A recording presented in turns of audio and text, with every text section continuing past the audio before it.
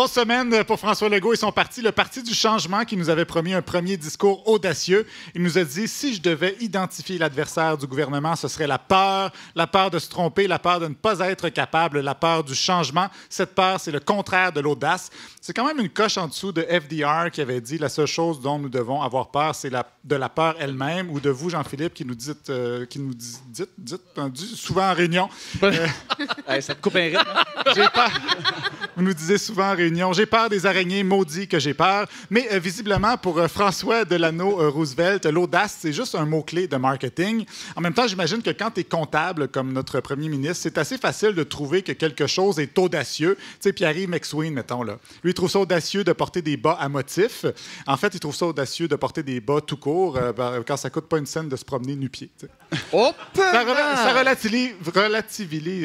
Voulez-vous Non, mais je suis à côté, je peux vous la lire, rendu là.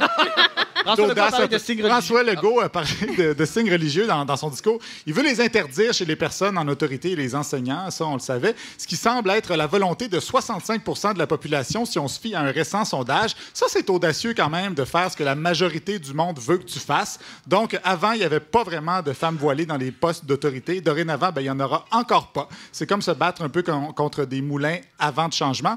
Et ça, je l'ai déjà dit, moi, je sacrerais tout ça au vidange, les signes religieux, ou en fait, je les recyclerais pour pas que Dominique Champagne débarque ici en beau sacrement. Mais c'est pas quelque chose qui me stresse beaucoup. Il avait écrit en beau joie le vert et puis il a changé ça pour beau sacrement. J'improvise. L'audace. Il n'aurait jamais improvisé assis à côté de moi. Lui. Non. Pas trois chiennes. Donc, c'est pas quelque chose qui me stresse dans la vie de tous les jours, surtout que pendant qu'on s'inquiète des étrangers qui viennent nous envahir et scraper notre culture manale, on détruit notre patrimoine. On détruit notre patrimoine, comme ce fut le cas à Chambly.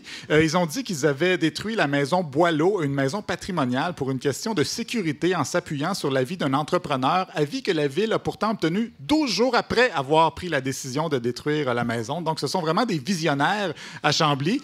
Était où la meute pendant ce temps-là, pendant qu'il y avait du vrai monde qui brisait leur Québec? Les grands méchants loups de la meute étaient probablement trop occupés à courir après le chaperon rouge parce qu'il y avait un voile sur la tête. Oh! Il y avait... Ça, c'est tout écrit. C'est de l'orfèvre. Intelligence. Ouais. Mon Dieu, c'est... Vraiment. De l'architecture humoristique. Eh là là. Mais attendez de voir ce qui s'en vient. Là. Je suis en train de le... Il y avait seulement Ricardo qui était là pour regarder les démolisseurs faire une fricassée avec la maison Boileau.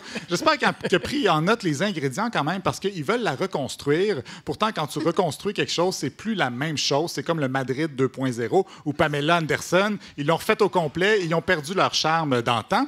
Donc bientôt... Manal, vous acceptez ça, une blague misogyne comme ça? Oh, maintenant que je suis dans le boys club. Bravo. Bientôt, donc, Chambly va peut-être être comme le Vieux-Québec. La place royale de Québec, c'est du toc. On l'a refait dans les années 60, comme dans l'ancien temps, mais un ancien temps qui n'a jamais existé. Donc, c'est comme un peu un patrimoine de pacotille. Et je me saoulerais bien avec de la blanche de Chambly pour oublier tout ça. Mais ça aussi, c'est plus notre patrimoine, puisque ça appartient maintenant à une compagnie japonaise. Et je ne suis pas raciste des Japonais. J'ai un ami qui aime les egg rolls, Jean-Philippe. D'un autre côté... François Legault a parlé d'environnement un peu, bravo pour ça quand même, mais il n'en a pas parlé tant que ça. Il a préféré parler des projets hydroélectriques qu'il rêve de réaliser avec l'Ontario et de son désir de faire du Québec, je le cite, la batterie du nord-est de l'Amérique. La batterie du nord-est de l'Amérique, ça fait rêver quand même. Le lapin énergiseur pourrait devenir notre nouvel animal emblématique.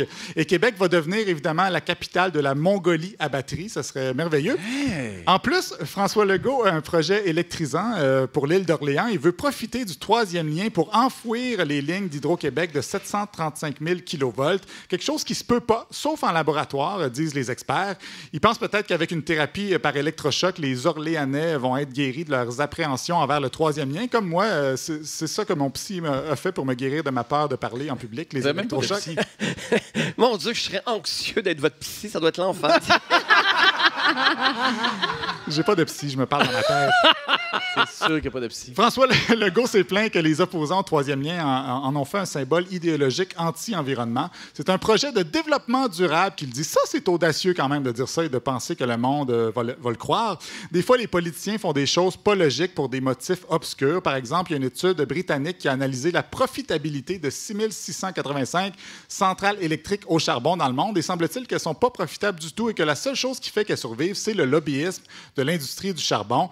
Dans l'histoire de la laitue romaine contaminée aussi, ça a rapport avec le lobbyisme. Je vous rappelle que notre romaine vient des États-Unis, donc c'est de la romaine californienne. C'est un peu de l'appropriation culturelle. Et Obama avait ordonné en 2011 que les producteurs soient obligés de tester les eaux qu'ils utilisaient pour être sûr qu'il n'y avait pas de E. coli dedans. Et Trump a tout scrappé ça devant la pression de l'industrie agricole. Ça a donné quelques dizaines de morts et des millions de salades César qui n'ont jamais vu le jour, Jean-Philippe. Plein de petits croûtons qui ont été laissés à l'abandon à cause des vieux croûtons de lobbyistes. Donc, le privé n'est pas toujours un partenaire qui se soucie du bien commun. Et justement, c'était sous le gouvernement libéral qu'on a instauré les PPP qui font aujourd'hui, et pour les 30 prochaines années, que l'État devra payer, par exemple, 8 000 $ pour faire poser 2 prises électriques au CHUM. C'est même pas un chiffre que je dis pour exagérer. C'était écrit dans le journal. 8 000 $, 2 prises électriques, à moins que ces prises-là fassent des chirurgies cardiaques. Je pense qu'on se fait avoir. Et 4 000 $ aussi pour de la peinture afin de marquer le plancher de la morgue. Elle doit être belle en maudit, la peinture à 4 000 $, mais les morts pourront même pas en profiter. Ils sont morts, Jean-Philippe. Ah, ben là! Et la nouvelle de la ministre de la Santé, elle a dit, désolé, on peut rien y faire, c'est dans le contrat. Donc, c'est comme ça, c'est ça, comment refaire les mêmes maudites affaires qu'avant peut être présenté comme de l'audace. Moi, ça me mystifie. On va construire des routes comme aux États-Unis, on va interdire des signes religieux comme en France, on va mettre des enfants de 4 ans à l'école comme en Ontario. Du jamais vu. Si au moins il avait fini son speech comme il l'a fait de son discours de victoire, ben j'aurais trouvé ça audacieux.